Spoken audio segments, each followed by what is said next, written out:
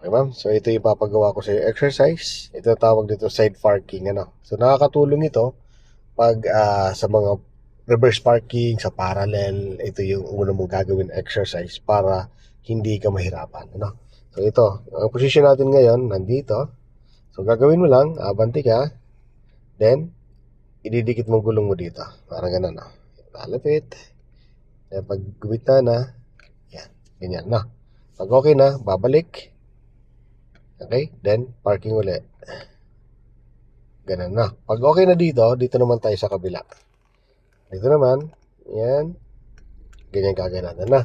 Angat, then atras, then angat, then atras. Na, hanggang sa ma-perfect mo siya. Para pag nag-parking tayo, katulad nito, okay?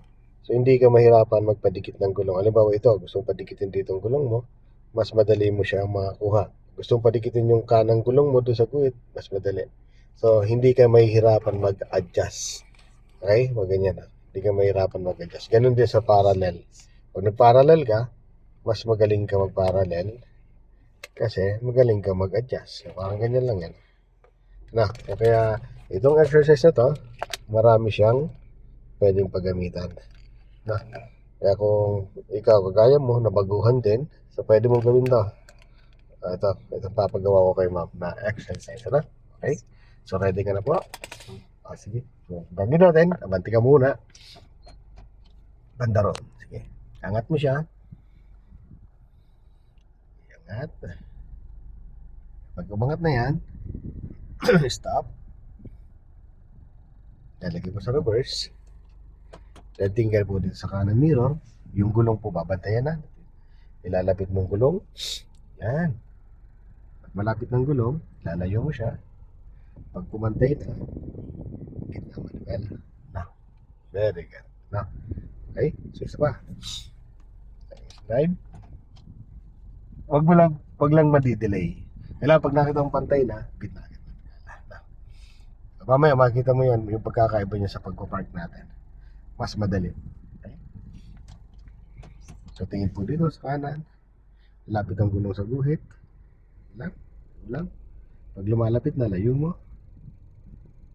Okay? Pag lumayo naman, lapit mo ulit. Basta makokontrolin mo yan din sa bilis. Pag bumibilis ang sakyan mo, mas mahirap siyang kontrolin. Kaya pag pakaramdam bumibilis, pabagalin mo yung sakyan. Yan. Yan, okay yan, no? So, try naman natin sa kaliwang side.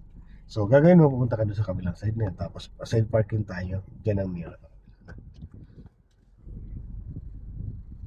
Punta ka sa kanan. Sa kaliwang side. Yan muna gagawin natin ngayon bago tayo mag-parking. Okay, stop. Okay, sa reverse. Yan, sa kaliwang mirror ka tumingin. Yan, lapit ang gulong. Pag lumalapit, layo mo. Ilayo mo. Ilayo mo. Kailangan kita yung guhit. Pantay na gitna. No, masyado malapit, layo mo. Ilayo natin siya. Yan, then gitna. Okay? Stop. Isa pa. Sa drive, angat tayo. Iangat mo siya. Maganda, mas maangat, mas maganda. Okay? Yan, mas maangat. Okay, stop. Okay, sa reverse. Yan, lapit ang gulong doon. Pag lumalapit, layo mo na. Ilayo mo pa. Pag pumantay, dahil mapantay mo siya, hindi pa nalabas ang guhit. Sige pa. Ayun, ang gitna. Ano? Okay, isa pa. Kailangan ma-perfect mo yan. Yan, angat ulit tayo. Lakihan mo yung angat. Mas malaki, mas maganda. Para pag nag-adjust, mas easy. Okay? Tingnan sa kalwa. Easy lang pag ano ha. O yan. Gitna manibela. Layo mo na. Ilayo mo pa. Kailangan kita mo yung guhit dulo. Kunti pa. Kailangan mo. Yun. Ano. Okay. Gitna na. O, isa pa. Paulit-ulit lang yan. Hanggang sa makuha mo siya. Pwede pa dito.